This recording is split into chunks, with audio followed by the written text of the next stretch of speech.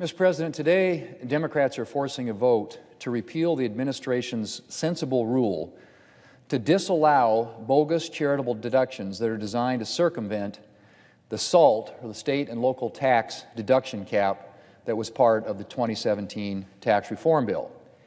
Frankly, Mr. President, I welcome this vote and today's debate. It gives us an opportunity to review all the benefits of the Tax Cuts and Jobs Act. While drafting the Tax Cuts and Jobs Act, Congress made a conscious choice to cap the state and local tax deduction, or SALT, at $10,000. Doing so allowed us to provide additional tax relief to the middle class, support families by doubling the child tax credit, and simplify the tax code for filers by nearly doubling the standard deduction. These changes resulted in the average family of four in my home state of South Dakota receiving a tax cut of more than $2,000. In response to this cap, certain high-tax states adopted what some would call creative, what I would call bogus schemes to try and circumvent the cap. These so-called charities that these states have set up are designed solely as an alternative method of paying state and local taxes so millionaires can shirk their federal tax obligations.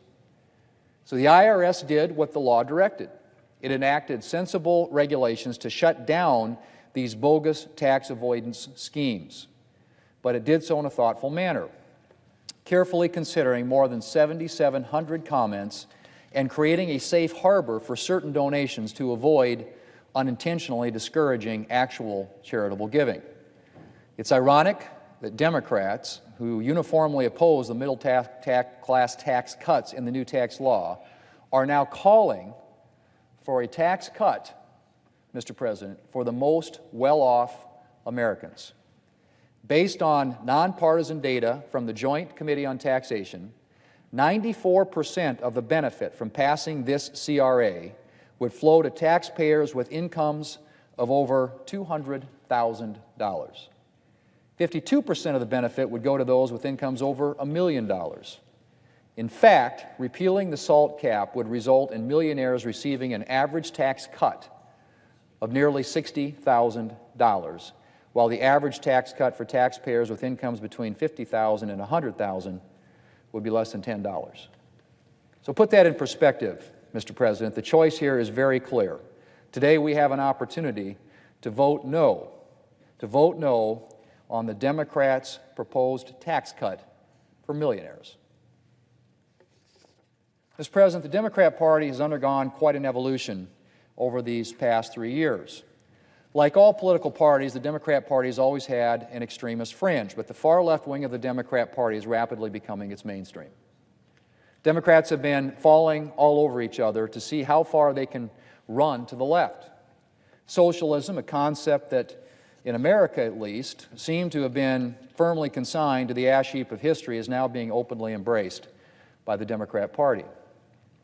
Leading Democrats have embraced putting the government in control of everything from Americans' energy usage to their health care. But, Mr. President, it's not socialism or government-run health care that I want to focus on today. I want to talk about another trend that has been gradually emerging in the Democrat Party, but that doesn't always get the coverage that proposals like Medicare for All receive. And that is the growing Democrat hostility to religion, which culminated a couple of weeks ago in a Democrat presidential candidate's proposal to selectively tax churches based on whether or not he agrees with their religious beliefs. Let me repeat that, Mr. President. Think about that for a minute. A Democrat presidential candidate proposed that the government should selectively tax churches and synagogues and mosques based on whether or not their religious beliefs passed muster with the president. That is, or should be, a shocking statement, Mr. President. The idea of taxing churches based on whether or not their religious beliefs meet with a political party's approval is antithetical to the fundamental right to freely exercise one's religion. And not just antithetical, it's unconstitutional. Targeting churches for discriminatory treatment based on their theology is a violation of the First Amendment. It's an understatement to say that it's deeply disturbing to see this proposal emerge from a mainstream candidate. But what might be even more disturbing is that members of the Democrat Party aren't lining up to reject this outlandish and unconstitutional proposal. But maybe we shouldn't be surprised, because this is not the first time a Democrat has shown signs of regarding religious people as second-class citizens. During some of the judicial confirmations during this administration, it became clear that Democrats believed religious people should be subjected to extra scrutiny. There was the nomination of Amy Coney Barrett during the first year of this administration. She was an outstanding judicial candidate who received the American Bar Association's highest rating of well-qualified. The ABA's evaluation, as the Democrat leader once said, is, and I quote, "the gold standard by which judicial candidates are judged," end quote. Yet during the confirmation process, it became clear that some Democrats thought she should be disqualified because she's a practicing Catholic. "The dogma lives loudly within you," a quote from the Democrat ranking member on the Judiciary Committee, with the implication that anyone who takes his or her religious faith seriously can't be trusted to hold public office. Last December, Democrats raised questions about another judicial nominee because he is a member of a Catholic charitable organization, the Knights of Columbus, which participates in such disturbing activities as serving veterans, raising money for the needy, and providing young people with scholarships. Mr. President, the Constitution is very clear on whether being a person of faith can disqualify you from public office. From Article 6, and I quote, "No religious test shall ever be required as a qualification to any office or public trust under the United States," end quote.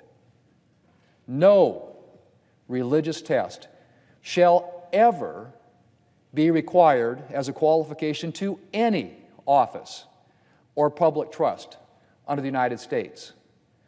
That a quote, Mr. President, from Article 6 of the Constitution.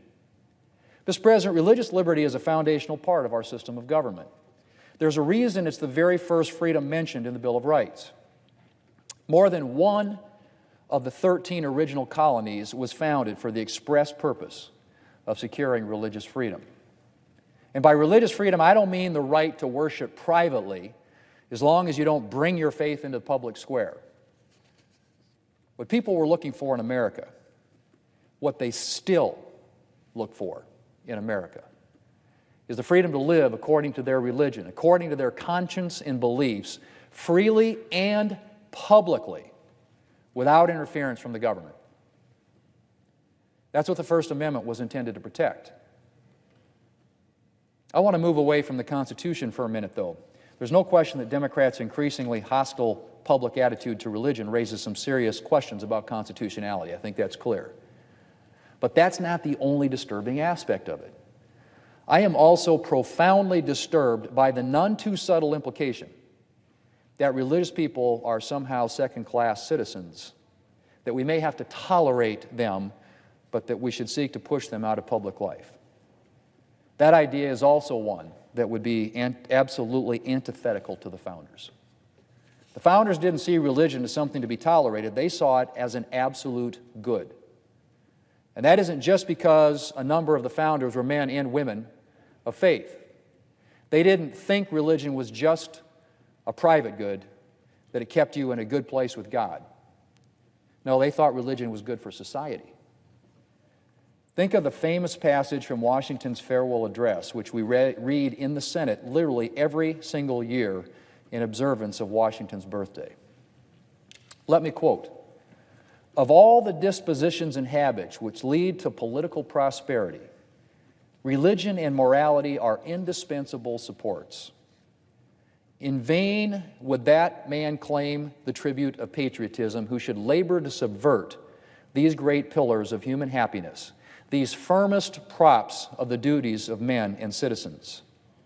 The mere politician, equally with a pious man, ought to respect and to cherish them. A volume could not trace all their connections with private and public felicity," end quote. Again, from President Washington's farewell address.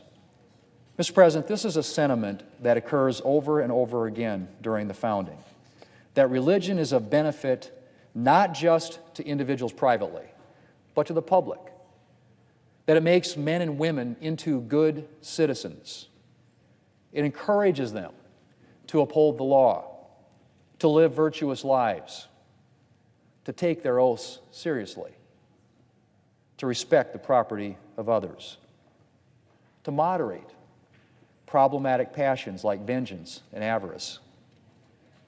Now, that's not to say that you have to be religious to be a good citizen, but it does point to the truth that religion is something that adds value to society, that it builds men and women who are a blessing to their neighbors and to their country.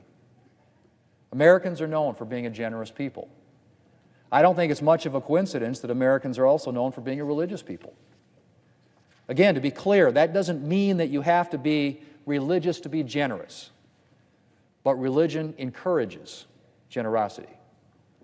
Think about how much of the charitable work in this country would go away overnight without religion.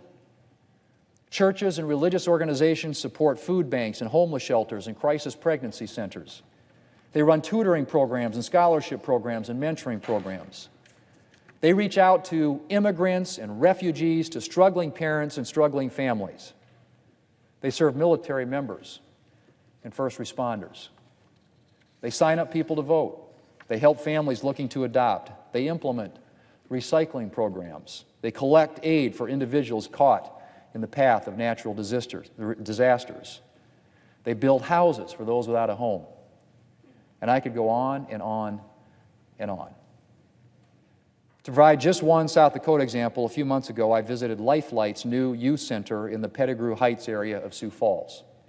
In addition to providing spiritual opportunities, the center is focused on providing a safe place where underprivileged children can come to hang out, play games, have a snack, and do their homework. It's just one of the many tremendous things being done by churches and religious organizations in Sioux Falls and around my state. I doubt there's any area where good work is being done in this country where you won't find religious people helping out. So, Mr. President, I don't just want to see religious people tolerated. I'd like to see the Democrat Party rejecting the un-American idea that being religious somehow makes you less qualified to participate in the public square. And I'd like to see the Democrat Party standing up to condemn unconstitutional ideas like that proposed by one of their presidential candidates. Until then, I will keep fighting to ensure that every American's fundamental right to live in accordance with his or her religious beliefs is protected. Mr. President, I yield the floor.